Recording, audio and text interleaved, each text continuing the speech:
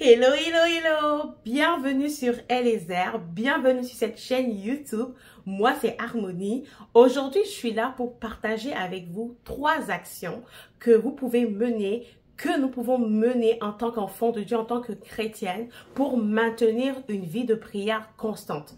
Oui, actuellement, autour de nous, les choses vont de mal en pire. Le monde ne cesse de se dégrader autour de nous. Et face à ce constat, je me dis qu'il est plus que jamais important que nous puissions renouer avec notre premier amour, être plus proche de Dieu, pouvoir dépendre du Saint-Esprit, avoir une vie de prière constante. Maintenir une vie de prière constante n'est forcément pas évidente ni facile parce que la parole de Dieu dit que notre chair est faible.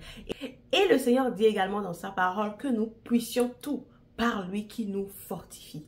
Alors, pour avoir cette régularité, pour avoir cette discipline, nous devons nous attacher au Seigneur. Alors moi, je vais juste partager avec vous dans cette vidéo 3 actions simples que j'ai détectées qui m'ont permis de pouvoir rester constamment en prière, constamment connecté au Saint-Esprit. Et je me dis peut-être que ça pourra aider une personne sur cette chaîne, une personne qui nous suit, qui est abonnée dans sa vie de prière. Avant de rentrer dans le vif du sujet, je voudrais souhaiter la chaleureuse bienvenue à toutes les personnes qui nous ont rejoints dans cette aventure, c'est-à-dire qui se sont abonnés à cette chaîne. Je vous remercie et installez-vous confortablement dans votre canapé parce qu'ici, nous traitons de toutes sortes de sujets, des sujets qui nous édifient, qui nous font grandir, des sujets qui font de nous des femmes aisées, des femmes d'impact. Alors, toi qui tombes pour la première fois sur cette chaîne ou si c'est la première fois que tu tombes sur mes vidéos, je t'invite à t'abonner, à activer la cloche de notification afin de pouvoir être informé à chaque fois que je publie une vidéo. Maintenant, nous allons commencer par la première action. Alors, la première action que tu peux mener, c'est ne viens pas à Dieu dans une crainte. Ne t'approche pas de Dieu en étant craintif. Généralement, lorsqu'il ça fait un moment ou longtemps que nous avons prié ou que nous avons pris un temps personnel de prière avec Dieu, on se dit, oh là, est-ce que le Seigneur, si je m'approche maintenant, est-ce qu'il va m'entendre? Est-ce que si je rentre dans la présence de Dieu maintenant pour prier, est-ce que le Seigneur va m'écouter? Mais oui, le Seigneur va t'écouter. Alors ne rentre plus dans la présence de Dieu avec crainte, mais rentre plutôt dans la présence de Dieu avec audace, assurance et foi. Il est très important d'avoir la foi. Pourquoi? Parce qu'il est dit dans la parole de Dieu, dans Jérémie 29, verset 13, « Vous me cherchez et vous me trouverez si vous me cherchez de tout votre cœur. » Alors, il est très important d'avoir un cœur disposé, mais un cœur également rempli d'assurance que lorsque nous rentrons dans la présence de Dieu, lorsque tu prends le temps de prier, que le Seigneur t'écoute, il t'entend. Peu importe si tu as prié longtemps, peu importe si ça fait 1 mois que tu as prié, 1 an que tu as prié, dès lors que tu viens d'un cœur sincère, d'un cœur rempli de repentance, un cœur d'enfant, le Seigneur t'écoute. Le Seigneur, il est même rempli de joie de voir son enfant revenir comme l'enfant prodigue qui, malgré son erreur, ne s'est pas détourné complètement de son père, n'a pas décidé de rester là où il était, mais a décidé de retourner dans la présence, dans la maison de son père pour lui demander pardon. C'est de la même façon que, en tant qu'enfant de Dieu, nous devons avoir l'assurance que lorsque nous venons ou revenons dans la présence de Dieu, peu importe ce que nous avons pu faire, peu importe nos écarts et tout, que le Seigneur a une oreille attentive. Il nous attend même impatiemment, toujours les bras ouverts pour nous écouter et nous exaucer. Alors aujourd'hui, la première action à mener, c'est de venir à Dieu, un cœur rempli de foi, de certitude que le Seigneur va t'entendre, qu'il va t'écouter, qu'il va se révéler à toi. La deuxième action à mener, c'est lorsque tu rentres dans la présence de Dieu, que tu commences à prier, il est très important de ne pas commencer à présenter ses requêtes au Seigneur, mais plutôt de demander l'aide de Dieu afin qu'il transforme ton cœur, qu'il transforme ton cœur, tes pensées. Soupirer à Dieu afin d'avoir une vie de prière constante. Parce que comme je le disais au début de ma vidéo, nous puissions tout par lui qui nous fortifie. Nous avons la volonté, mais nous n'avons pas la capacité. La capacité nous vient de Dieu. Alors, lorsque tu rentres maintenant dans sa présence, faudrait pas commencer à prier en demandant, en faisant que des requêtes, que des demandes, mais plutôt en soupirant à ce qu'il t'aide, qu'il te soutienne, afin que tu aies une vie de prière constante, afin que tu aies la soif de rentrer dans sa présence, le désirer, que tout ton être le désire. Demande-lui combien tu désires, c'est-à-dire, dis-lui combien tu veux être dans sa présence, combien tu aspires être proche de lui. Dis-lui en fait de déposer dans ton cœur ce dépôt qui fait que lorsque tu ne viens pas dans sa présence, que tu ressens un vide qui te pousse à aller vers lui. Ouvre-lui ton cœur, parle-lui, mais ne commence pas à lui demander des choses par rapport à ta situation. Ne commence pas à lui présenter des requêtes de prière. Oh, je veux un mari, oh, je veux une femme, ou un travail, ou mes finances. Non. Ne rentre pas comme ça. Donc, il est très important que vous vous approchez de Dieu en essayant d'avoir une relation d'intimité, une relation profonde avec lui.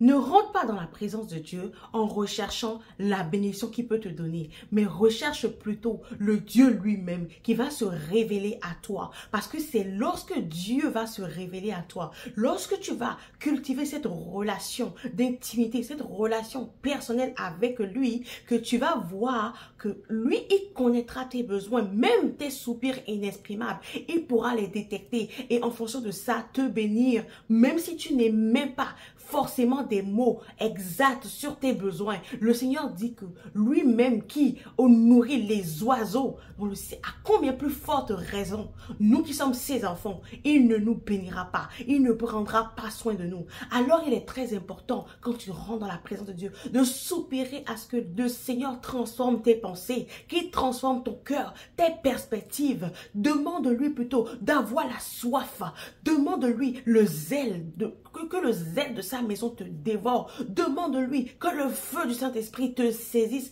afin que ta vie de prière aille à une autre dimension. Surtout que nous sommes en train de rentrer dans une nouvelle année. Nous sommes en train de finir une année pour une autre. Il est très important que tu soupires à Dieu afin que, à la fin de cette année, que tu ailles à une autre dimension de consécration, de vie de prière, d'intimité avec lui.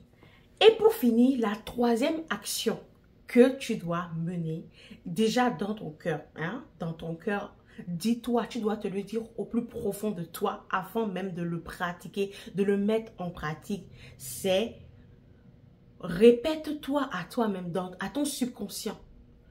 Tu dois quitter le « je dois prier de temps en temps » à « je prends plaisir à prier tout le temps ». Les matins et tout au long de la journée.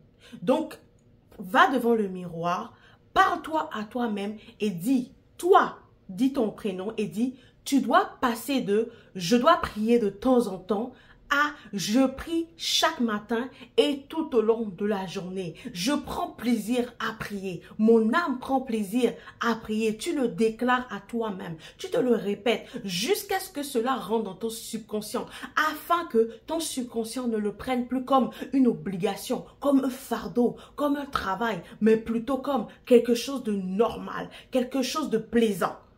Il est très important de prendre le temps déjà, oui, avant de sortir le matin, de prier. C'est pas forcément évident. Déjà, si nous réveillons souvent en retard et tout, c'est pas bien grave si on se réveille en retard et qu'on n'arrive pas à le faire. Idéalement, il est bien de prier avant de sortir. Mais si t'arrive que tu sors, exemple, sans prier de chez toi, même en chemin sur la route, ne te dis pas, c'est fini, le Seigneur ne va pas m'écouter. Non, la parole dit que le Seigneur est omnipotent, omniprésent, omniscient. Donc, ça veut dire que même lorsque tu es sur la route, sur le chemin en train de marcher, tu peux avoir cette conversation avec Dieu. Parce que la prière est une conversation. Tu dois lui dire, Seigneur, mais me voici, j'ai pas eu le temps de pouvoir passer le temps dans ta présence avant de sortir parce que hier soir je me suis couché un peu tard, mais là je veux te dire de prendre le contrôle de ma journée, je veux te dire de me conduire, je veux te dire de me guider, je veux te dire à mon travail donne-moi les inspirations. Non, tu dois communique, converser avec Dieu. Et même lorsque tu es dans tes occupations diverses pendant la journée, ne te dis pas que la prière, c'est forcément rentrer dans la présence de Dieu et d'être en train de prier, voilà, à une disposition, être à genoux. C'est très important de le faire quand nous avons le temps et de se donner cette discipline, même de temps en temps, de se retirer et d'aller dans la présence de Dieu, de se mettre à part. Mais nous devons avoir ce style de vie également qui fait que à chaque instant, à chaque moment, nous conversons avec Dieu.